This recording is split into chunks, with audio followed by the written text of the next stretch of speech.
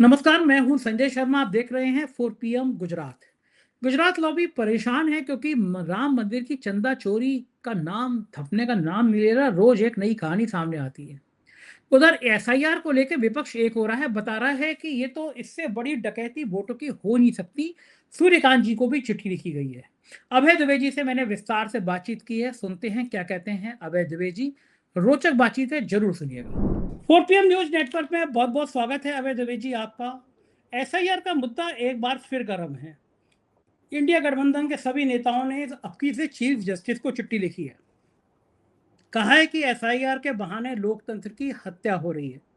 बात भी दम है काफी, भली कोई सुप्रीम कोर्ट ना माने, भली कोई व्यक्ति ना माने, संस्थाएं सारी किस हाल में काम कर रही है हम और आप जानते हैं।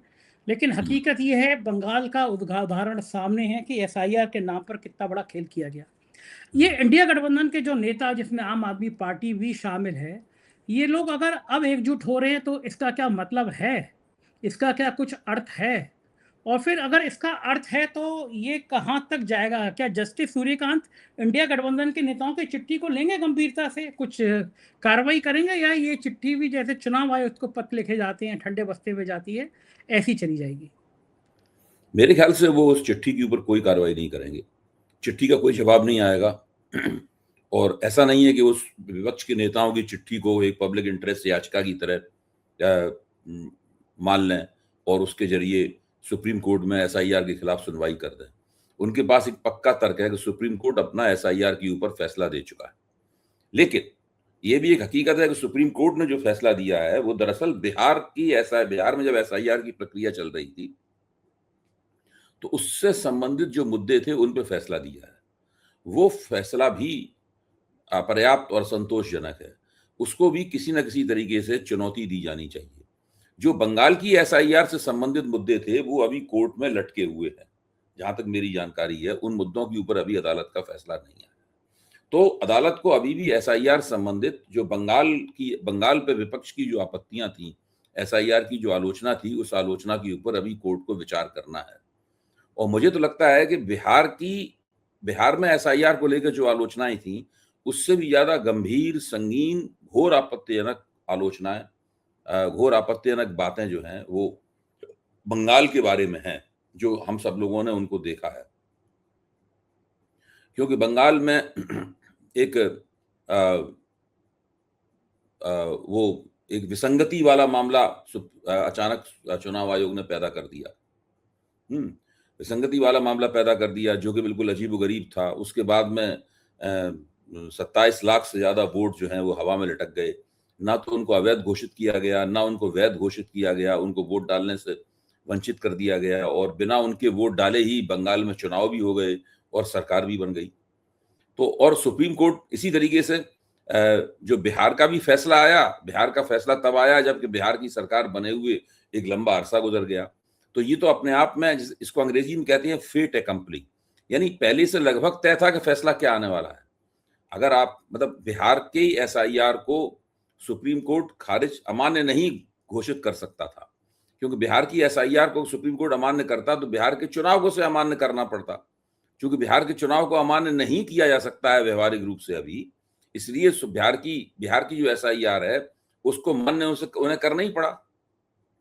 तो ये जो अदालत, चुनाव आयोग, केंद्र सरकार और भारतीय जनता पार्टी, ये चार जो इसका जो एक चतुर्भुज है, ये चार जो ये चतुर्भुज है, इस चतुर्भुज में एक पांचवा कोण भी होना चाहिए विपक्ष का। विपक्ष का एक कोण भी होना चाहिए, तभी तो लोकतंत्र पूरा होगा। ऐसा थोड़ी ना है कि सुप्रीम कोर्ट सरकार से सहमत हो जाए, सरकार भाजपा की है तो उससे सहमत होती है, हैं? और इन तीनों से और चुनाव आयोग भी सहमति में शामिल हो जाए। विपक्ष अलग खड़ा हुआ है। विपक्ष को इस सहमति में कैसे शामिल किया जाएगा, ये एक बड़ा सवाल है और इस सवाल के ऊपर हम सब लोगों को विचार करना चाहिए। और चूंकि विपक्ष के पास अब शिकायत करने के लिए मंच नहीं रह गया है, चुनाव आयोग उसकी बात सुनता नहीं है। सुप्रीम कोर्ट बिहार के मामले में उसकी तमाम आपत्तियों को एक तरह से खारिज कर चुका है और चूंकि बंगाल में भी चुनाव हो चुका है, इसलिए बंगाल में भी अब ये फेट एकम्प्ली बन गया है। वहां भी जो आपत्तियां हैं एसआईआर के ऊपर उनको भी अब खारिज कर दिया जाएगा जब भी उसका फैसला आएगा। तो ऐसे में विपक्ष के पास एक ही तरीका रह जाता है कि वो इस मसले को लेकर जनता के बीच जाए, उतरे और आंदोलन करे। इसकी भी अपनी सीमाएं हैं, ऐसा नहीं है कि इसकी कोई सीमाएं नहीं है, लेकिन चूंकि एसआईआर एक लगातार चलने वाली प्रक्रिया है, ये बंगाल के बाद बंद नहीं हो गई है, अब ये पंजाब में हो रही है, ये दिल्ली में हो रही है एसआईआर, और उत्तर प्रदेश में हो चुकी है एसआईआर। उत्तर प्रदेश में भी चुनाव होगा तो हो चुकी एसआईआर के तहत होगा। उत्तर प्रदेश की एसआईआर भी बड़ी प्रपंची किस्म की थी।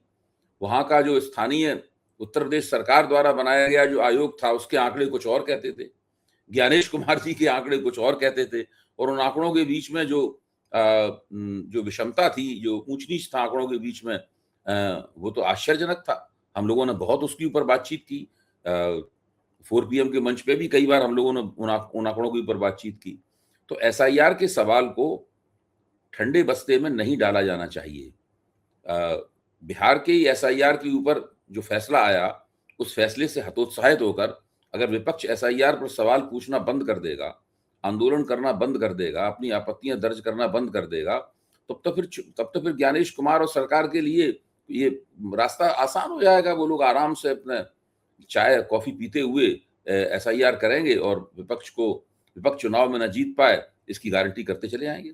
अभय जी, लेकिन एक चीज बड़ी मजे की है, ज्ञानेश कुमार को भी लग रहा होगा कि ये विपक्ष के लोग कितने चलाते रहे, कितनी गाली देते रहे, कोई फर्क तो नहीं। राजीव कुमार उनके निगाह के सामने होंगे, रिटायर हो गए। राजीव कुमार ने इस परंपरा की शुरुआत की थी, चारण वंदना चमचेगिरी जो होती है वो उन्होंने करी थी, और उसका पीक तक यहां तक आ गया कि वो HDFC बैंक के कार्यवाहक चेयरमैन बन गए। सोचिए आप, ऐसी रेवड़ी बांटी जाती हैं। कोई सुप्रीम कोर्ट का जज है, उससे पहले यौन शोषण की शिकायत कराओ, बाद में राज्यसभा का सदस्य बना दो उसको। कोई व्यक्ति चुनाव आयोग को गुलाम हो जाए तो उसको HDFC बैंक का, निजी क्षेत्र के बड़े बैंक का चेयरमैन बना दो। चंद्रचूड़ साहब, जिनको न्याय का पुजारी मानते थे लोग, वो गणेश परिक्रमा, गणेश जी की आरती करने के लिए विश्व गुरु को बुलाते हैं, और बाद में बड़ा सा बंगला और सब जाने क्या क्या कहानी उनकी भी चलती है। ये जो रेवड़ी बांटी जाती है, जो गरीबों के खाने को रेवड़ी कहते थे विश्व गुरु, और ये जो रेवड़ी बांट रहे हैं राजीव कुमार जैसे लोगों के लिए, ये रिश्ता क्या कहलाता है? ये आपने अच्छा फ्रेज, एक अच्छा मुहावरा इस्तेमाल किया है कि ये रिश्ता क्या कहलाता है। देखिए, भारतीय जनता पार्टी ने एक खास तरह की राजनीतिक संस्कृति की रचना की है। जो कांग्रेस द्वारा राजनीतिक संस्कृति की रचना की गई थी उससे भिन्न है, ये अलग तरह की चीज है। कांग्रेस में भी कुछ अपने लोगों को कुछ खास मुकामों पर रखने का चलन था। सभी सरकारें ये करती हैं, जो लोग उनके समर्थक होते हैं, जो लोग उनके विश्वस्त होते हैं, उनको वो एक खास मुकामों पर रखते हैं। भारतीय जनता पार्टी अगर अपने ऐसे लोगों को जो कि पारंपरिक रूप से उसके साथ काम करते रहे हैं और जिन्होंने संविधान के दायरे में जाकर भारतीय जनता पार्टी की विश्वसनीय सेवा की है, अगर उनको वो कुछ खास मुकामों पर रिटायरमेंट के बाद रखती तो कोई उसमें ज्यादा आपत्तिजनक बात नहीं थी। ऐसा हर जगह होता है। योग्य और काबिल अफसर है, उसने बहुत अच्छा काम किया है। मान लीजिए शक्तिकांत दास जो हैं, वो अगर जब वो हुआ था, नोटबंदी हुई थी, तो शक्तिकांत दास ही तो वित्त सचिव थे। तो शक्तिकांत दास ने नोटबंदी में कुछ इस तरह का काम किया था जिससे नरेंद्र मोदी उनसे प्रसन्न थे। तो नरेंद्र मोदी ने उसका पुरस्कार उनको दिया रिजर्व बैंक में गवर्नर बनाकर। रिजर्व बैंक में उन्होंने ऐसा काम किया जिससे नरेंद्र मोदी और ज्यादा प्रसन्न हो गए। तो अब ये खबर चल रही है कि शक्तिकांत दास को निर्मला सीतारमन की जगह देश का वित्त मंत्री बनाया जाएगा, है ना। 6 साल हो चुके हैं शक्तिकांत दास को रिटायर हुए, लेकिन लगातार वो देश के सर्वोच्च पदों पर और बड़ी बड़ी जिम्मेदारी वाले पदों पर वो बने हुए हैं। अब हम लोगों को चाहिए कि हम लोग जरा इसका आकलन करें, जांच करें कि नोटबंदी से लेकर अभी तक क्या उन्होंने अपनी जिम्मेदारी जो निभाई है वो सरकार की ताबेदारी करने वाली जिम्मेदारी है, या उन्होंने संविधान सम्मत तरीके से अपनी जिम्मेदारी निभाई है। नोटबंदी के वक्त उनकी भूमिका क्या थी, रिजर्व बैंक के गवर्नर के तौर पर उनकी भूमिका क्या थी, इस भूमिका का अध्ययन करने से स्पष्ट हो जाएगा कि अगर वो देश के वित्त मंत्री बने तो उनकी भूमिका क्या होगी। समस्या यही है। समस्या ये नहीं है कि आप रिटायर्ड अफसरों को ऊंचे पदों पर बाद में रखते हैं, या आप अवकाश प्राप्त जजों को का पुनर्वास करते हैं ऊंचे पदों के ऊपर। ये प्रश्न नहीं है, मतलब जो है प्रश्न ये है, वो तो हर जगह होता है, दुनिया में हर जगह होता है। प्रश्न ये है कि जब वो अपनी संविधान सम्मत शपथ लेके निभाई जाने वाली जिम्मेदारी पूरी कर रहे थे, उस वक्त उन्होंने क्या किया था? क्या उन्होंने सरकार द्वारा की गई आपत्तिजनक जो मांगे थी, उन मांगों के सामने सिर झुकाया, या उन्होंने कहा कि नहीं, ये मांग उचित नहीं है आपकी, हम ये काम नहीं करेंगे आपके, और साथ में सुझाव दें समांतर कि आप इस तरह काम को कीजिए, इसको, ये ज्यादा सही तरीका होगा देश का काम करने का, देश का हित इसमें होगा, अर्थव्यवस्था का हित इसमें होगा। या राजनीतिक आका जो अपना आदेश देते हैं, उस आदेश का सिर झुका के अपने पालन करना, और आका से भी ज्यादा आगे बढ़कर वफादारी दिखाते हुए उसके पक्ष में तर्कों को गढ़ना। तो ये इस तरह के लोग, इस तरह के जज, इस तरह के अफसर, इनका जब पुनर्वास किया जाता है, तो वास्तव में वही है, इसी को जो आप रेवड़ी बांटना कह रहे हैं, वो रेवड़ी बांटना ही होता है। अंधा बांटे, इसकी पूरी कहावत क्या है? पूरी कहावत भी हम कह दें, अंधा बांटे रेवड़ी अपन अपन को दे। अंधा जब रेवड़ी बांटता है तो वो क्या केवल जो उसके आसपास अपने लोग होते हैं उन्हीं को देता है, वो अपने आप को देता रहता है रेवड़ी। तो ये इस तरह की बात है। मुझे इसमें कोई आपत्ति नहीं है कि अगर योग्य प्रतिभाशाली व्यक्ति है, अनुभवी व्यक्ति है, तो 60 साल का केवल हो जाने से वो अब उसका अनुभव नष्ट नहीं हो जाता। उस अनुभव का सरकार को, सिस्टम को, लोकतंत्र को, सबको लाभ उठाना चाहिए उसका, और हमेशा से उठाया जाता रहा है, उठाया जाना चाहिए। एक बहुत अच्छा अफसर, एक बहुत अच्छा पॉलिटिशियन केवल उम्र दराज हो जाने से अनुपयोगी नहीं हो जाता। ये तो बहुत गलत बात होगी अगर हम उनकी योग्यता और प्रतिभा का इस्तेमाल नहीं करेंगे।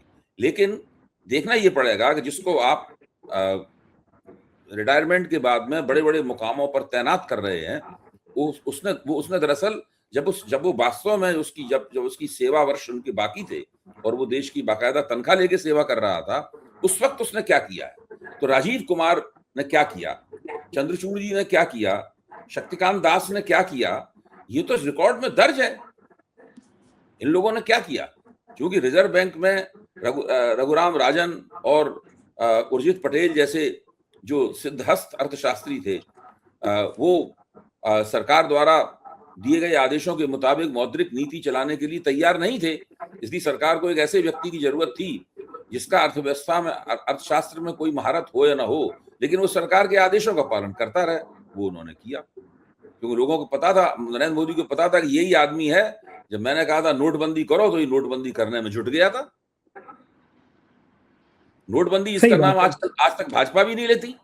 मतलब मेरा कहना यह है कि मैं इस परिप्रेक्ष्य में इन बातों को समझता हूं। ये बात तो ठीक है। और आपने जब कहा अंधा बांटे रेवड़ी मुड़ के घर वालों को दे, तो एक रेवड़ी अयोध्या में भी बटी, चंपत राय उसका मुहूर्त है, आप हमेशा कहते रहे हैं। अब नया खुलासा हुआ है, सुप्रिया शी ने इतने ट्वीट भी किया है कि 400 निजी सुरक्षा कर्मी तो भारतीय जनता पार्टी के सांसद की सिक्योरिटी कंपनी बताई जाती है, उसके निजी सिक्योरिटी गनर चंपत राय जी की सुरक्षा सेवा में लगे हुए थे। और आरोप लगता है कि ये जो माल की सप्लाई होती थी, ये सब निजी सिक्योरिटी करती थी। अब मैं ये नहीं समझ पा रहा, जिस राम मंदिर को इतना खतरा था, जिसपे आतंकी अटैक हो चुका था, जिसकी सुरक्षा की जिम्मेदारी केवल स्थानीय यूपी के स्तर पे नहीं थी, आईबी के रडार पे भी था। इंटेलिजेंस ब्यूरो के अफसर निगाह रखते थे राम मंदिर पे, लोकल इंटेलिजेंस निगाह रखती थी, पूरी देश की सारी सुरक्षा एजेंसियों के निशाने पे राम मंदिर की सिक्योरिटी थी, क्योंकि टेररिस्ट के निशाने पे भगवान राम का मंदिर रहा है, पहले भी रहा है। और ये बात सब जानते थे कि अगर वहां कुछ हो गया तो पूरे देश में माहौल खराब हो जाएगा। इतनी एजेंसियां जांच कर रही थी, 400 निजी गनर लगाए गए थे, माल सप्लाई हो रहा था। आप तो हमेशा कहते हैं चंपत राय मोहरा है, योगी आदित्यनाथ फंस रहे हैं। ये सारे मोहरे दिल्ली दरबार के हैं। चंपत राय दिल्ली दरबार के मोहरे, योगी आदित्यनाथ उनको पसंद नहीं करते थे। नृपेंद्र मिश्रा 100% विश्व गुरु के आदमी, अनिल मिश्रा पे दिल्ली दरबार का हाथ, सारे दिल्ली दरबार के मोहरे। योगी आदित्यनाथ के संग समस्या यह है कि वो अब हिम्मत नहीं जुटा पा रहे हैं। बच्चे को पता है कि वहां पे क्या कांड हुआ है। अगर एक हिम्मत जुटा ले, एसआईटी की रिपोर्ट आ गई है, रिपोर्ट सार्वजनिक कर दें कि चंपत राय जी करते क्या थे। और पुलिस, मैं ये नहीं कह रहा कि मैं इस तरह के निजी हिंसा के खिलाफ हूँ, लेकिन मैंने खुद क्राइम रिपोर्टिंग करी है। पुलिस वाले बर्फ की सिल्ली पे मैंने देखी है वो सीन। उस समय में तो इलेक्ट्रॉनिक मीडिया नहीं था भाई जी, बर्फ की सिल्ली पे लटाते थे और एक चमड़े का पट्टा होता था पीछे, वो इसलिए यूज किया जाता था कि पीछे से मारे तो निशान ना आए। मैं फिर कह रहा हूँ, मैं थर्ड डिग्री के पक्ष में नहीं हूँ, मैं मानव अधिकारों की रक्षा करने के पक्ष में हूँ, लेकिन आज भी इस तरह की थर्ड डिग्री दी जाती है और तोते की तरह बोलता है आदमी। योगी आदित्यनाथ जी अगर के हाथ में अब ट्रंप है, जो जितना ट्रंप का पत्ता है, जितना उनका दिल्ली दरबार ने चाबुक लेके यूं किया है, अगर चंपत राय जी की थोड़ी सी सेवा हो जाए, मैं फिर कहूंगा मिस्टर बीच पे गलत आरोप लगाए, तो तोते की तरह बोलेंगे चंपत राय की, ये माल गया कहां से, ये 400 गनत कैसे लगी थी और आईबी वाईबी के लोग कर क्या रहे थे। इतनी शर्मनाक बातें सामने आ रही हैं, रोज एक खुलासा हो रहा है। और मजे की बात, अजय राय का दर्शन करने के लिए अजय राय को घर में बंद कर लिया। मुकेश सहनी तो शाजापुर सहारनपुर जा रहे हैं, 3 दिन से लखनऊ में नजरबंद है, पुलिस लगी हुई है। आज मुकेश सहनी का फोन आया मेरे पास, बोले भाई साहब ये तो लखनऊ में आके फंस गए, निकलने नहीं दे रहे हैं। मैंने रिपोर्टर को हिमांशु को भेजकर उनका इंटरव्यू कराया। विपक्ष के नेताओं को बंद किया जा रहा है, वो तो अखिलेश यादव के लिए हिम्मत नहीं हो रही है, क्योंकि अखिलेश यादव को बंद किया तो जवानी जिंदाबाद वाले लोग पूरे उत्तर प्रदेश की सड़कें जाम कर देंगे। लेकिन डर गई है उत्तर प्रदेश में सरकार, और जो उत्तर प्रदेश में हो रहा है, मैंने अमेरिका, लंदन, जापान, हर जगह की मीडिया रिपोर्ट कर रही है, भगवान राम की चंदा चोरी दुनिया में छाई हुई है। डूब मरने के लिए चुल्लू पर पानी भी कम पड़ रहा है। अभय जी क्या हो रहा है, क्या लगता है आपको? देखिए, योगी आदित्यनाथ की दुविधा को मैं समझ सकता हूं। योगी आदित्यनाथ का दिल कर रहा होगा कि इस वक्त चंपत राय के साथ वही सलूक किया जाए जो अभी आपने बताया, बर्फ की सिल्ली पे लिटाकर और वो चमड़े की बेल्ट से उनकी सेवा की जाए। ये तो दिल उनका कर रहा होगा। लेकिन अगर वो ऐसा करेंगे तो वो उनके सामने स्पष्ट है कि वो किसको परेशानी में डालेंगे। मुझे नहीं लगता कि वो नरेंद्र विश्वगुरु को नहीं, विश्वगुरु को नहीं परेशानी में डालेंगे। मैं माफ कीजिए, वो नरेंद्र मोदी और अमित शाह को इससे परेशानी में नहीं डालेंगे। इससे वो राष्ट्रीय स्वयंसेवक संघ को परेशानी में डाल देंगे, जिनका हाथ उनकी पीठ पे था। इसीलिए वो नरेंद्र मोदी और अमित शाह से अभी तक बचे हुए हैं, वरना अभी तक उन दोनों ने मिलकर उनको ठिकाने लगा दिया होता। खासतौर से जब शुरू में जब 2024 का चुनाव नतीजा आया था और भूपेंद्र चौधरी की कमेटी ने इनकी दरवाजे पे सारा हार का ठीकरा फोड़ दिया था, वो योगी आदित्यनाथ के मुख्यमंत्रित्व के सबसे नाजुक क्षण थे और उसमें इनका सफाया किया जाना लगभग तय था। दोनों उप मुख्यमंत्री लगे हुए थे, इनका सफाया होने की सार्वजनिक घोषणाएं भी की जा रही थी, लेकिन राष्ट्रीय स्वयंसेवक संघ ने बचा लिया। अब ये मैं इसको इस तरीके से देखता हूं और इस चीज के ऊपर मैं सोच रहा हूं और इस पर थोड़ा काम भी कर रहा हूं, तथ्य भी जमा कर रहा हूं, और जब हो जाएगा तो मैं आपके 4 PM पे इसको रखूंगा भी इस बात को।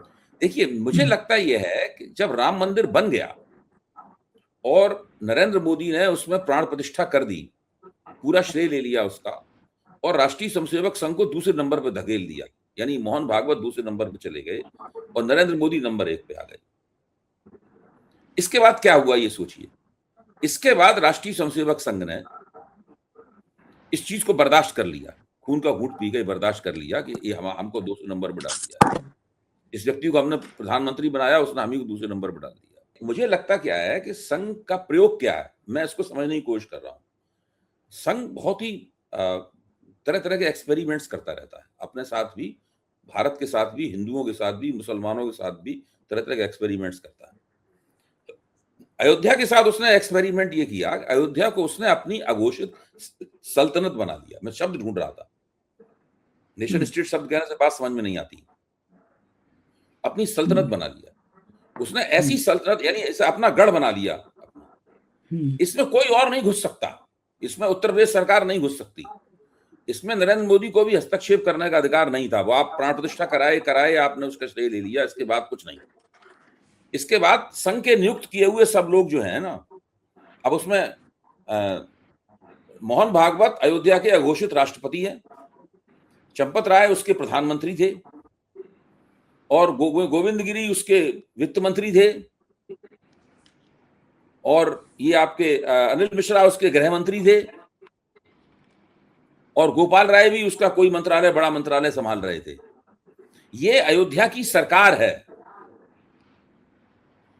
और अयोध्या की इस अयोध्या के इन लोगों के साथ में तकरीबन इसी तरह का सलूक लगातार किया गया, इसीलिए प्राइवेट सिक्योरिटी वगैरह सब रखी गई।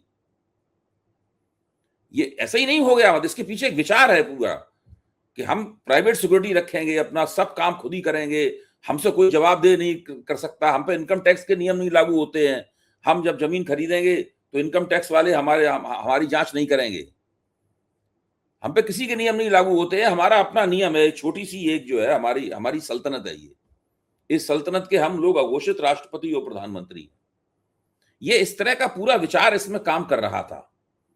और इसीलिए वो मानते थे कि ये जो यहाँ पे इनकम हो रही है, जो राजस्व जनरेट हो रहा है श्रद्धालुओं के चढ़ावे से है, और या 40% कमीशन लेके जो राजस्व बना है, ये राजस्व हमारा है, हमारे खजाने में जाएगा। इसलिए उस राजस्व को अयोध्या से ले जाकर कर्नाटक में या जहां कहीं राष्ट्रीय संसद में खजाना था वहां जमा करा दिया जाता था। गोपाल राव का काम ये था, वो वित्त मंत्री थे, तो उनका भतीजा जाता था, बोरे में भर के राजस्व जमा कराता था, उधर से हवाई जहाज में लौट के आता था। मैं इसको इस तरीके से देखता हूं। देखिए, ये बड़ा विकट और भयानक किस्म का ये सब चल रहा था। अगर ये भंडाफोड़ नहीं होता, ये भंडाफोड़ कैसे हुआ, किसने करवाया, ये भी एक सवाल है। इससे पहले अयोध्या में हर चीज, हर काम जो अयोध्या में होता था उसको दबा दिया जाता था। इसको क्यों नहीं दबा पाए ये लोग? ये क्यों फूट गई? ये गू का तोबड़ा क्यों फटा? बदबू क्यों फैली? इसीलिए फैली कि मोदी वगैरह इन सब लोगों को लगा होगा कि इन लोगों ने तो अपनी हुकूमत बना ली, यहां पर सल्तनत बना ली, तो इन लोगों की सल्तनत को अस्थिर किया जाए। तो चंपत राय के ऊपर जो मीडिया में अटैक किया जा रहा है, दरअसल ये संघ के ऊपर अटैक है। चंपत राय संघ का आदमी है, उसके ऊपर अटैक है। मोदी जी बिल्कुल चुपचाप है, मोदी जी तो मुंह में दही जमाए बैठे हुए हैं। अमित शाह कुछ भी नहीं बोल रहे। देश का कानून व्यवस्था का मसला है। योगी जी तो बड़े कानून व्यवस्था के बड़े भारी वो है कि हम सख्त प्रशासन करते हैं, कुछ नहीं कर पा रहे योगी जी इसमें। अमित शाह कुछ नहीं कर पा रहे, तो अपने आप को छोटा सरदार पटेल मानते हैं। सरदार पटेल ने तो आरएसएस पे बैन लगा दिया था। ये कुछ नहीं कर पा रहे। मोदी जी हाथ नहीं डाल रहे इसके अंदर, मोदी जी, क्योंकि मोदी जी जानते हैं कि ये आरएसएस की जो सल्तनत है, इसके अंदर हमने विद्रोह करा दिया है। मैं इस तरीके से देखता हूं उसको। बिल्कुल, और एक बड़ी खबर, इसीलिए दब नहीं पा रहा। इसीलिए तमाम गोदी चैनल जो है ना, वो चंपत राय की खाल उतारे दे रहे हैं। चंपत राय को बर्फ पे लिटा के चमड़े की बेल्ट से नहीं पीटा जा रहा है। जो गोदी मीडिया है, चंपत राय के साथ दरअसल यही 3rd डिग्री सलूक तक कर रहा है उसके साथ। हाँ, बिल्कुल सही कह रहे हैं। यही हाल बना दिया है। चंपत राय का खानदान भी याद करेगा जो विभीषण का हाल हुआ था, जिस तरह कलंकित के नाम लिया जाता है इतिहास के पन्नों में, चंपत राय का नाम भी ऐसे ही होगा कि जैसे चंदा चोरी के आरोपी है। ओवैसी ने सनसनीखेज आरोप लगाया है कि आरएसएस के विचारक और राम माधव, भूतपूर्व गवर्नर सतपाल मलिक ने कहा था कि एक डील अंबानी की कराने के लिए राम माधव सुबह सुबह उनके घर आए थे, उसके बाद ठंडे बस्ते में लगा दिए गए थे। ओवैसी कह रहा है कि पाकिस्तान के साथ ट्रैक टू डिप्लोमेसी में जुटे हुए हैं। उन्हें पीएम से कहा है कि जिस पाकिस्तान ने पहलगांव में 26 भारतीयों की हत्या कर दी, उससे कूटनीतिक बात कैसे की जा सकती है, और राम माधव कौन होते हैं ऐसी बात करने के लिए? अगर ये आरोप सही है तो बड़े सनसनी के जो बड़े किसी कीमत पे आरोप स्वीकार तो ना किया जाएगा कभी। जो ट्रैक टू डिप्लोमेसी होती है वो तो खुफिया तौर पे होती है। वो ट्रैक टू का मतलब ही है कि वो तो पीछे हो रही है, वो तो पृष्ठभूमि में चलने वाली कार्रवाई है। वो स्वीकार तो ना किया जाएगा इस बात को, वो चलती रहेगी। आप खूब आरोप लगाते रहेंगे, वो लगातार चलती रहेगी। तमाम तथ्य आ रहे हैं कि फलाने होटल में पाकिस्तान के फलाने मेजर से बात हो रही है, ठिकाने मेजर से बात हो रही है, पता नहीं आईएसआई का मेजर है, कहाँ का क्या है। ये मेजर वगैरह तो आईएसआई के ही होते हैं। ये चलते रहेंगे और बातचीत चलती रहेगी। हाँ, बिल्कुल ठीक बात है। बहुत क्रूर होती है राजनीति। बहुत बहुत शुक्रिया अभय जी, आपने मुझे समय दिया, बातचीत की, थैंक यू। ये थे अभय दुबे जी, पूरी बातचीत आपने सुनी, और वाकई में भगवान राम के मंदिर के चंदा चोरों के संग हाल तो ये करना चाहिए। मैं ह्यूमन राइट का पक्षधर हूँ, इसलिए कह नहीं रहा, लेकिन मैंने देखा है पुलिस वाले, मैं क्राइम रिपोर्टिंग करता था तो खुद देखा है, बर्फ की सिल्ली पर लटाते थे, चमड़े के पट्टे से धाए धाए धाए करते थे। बताइए कोई भगवान राम के मंदिर में कैसे चंदा चोरी करता है, कैसे कर सकता है? कैसी लगी बातचीत बताइएगा जरूर। शुक्रिया, थैंक यू। है।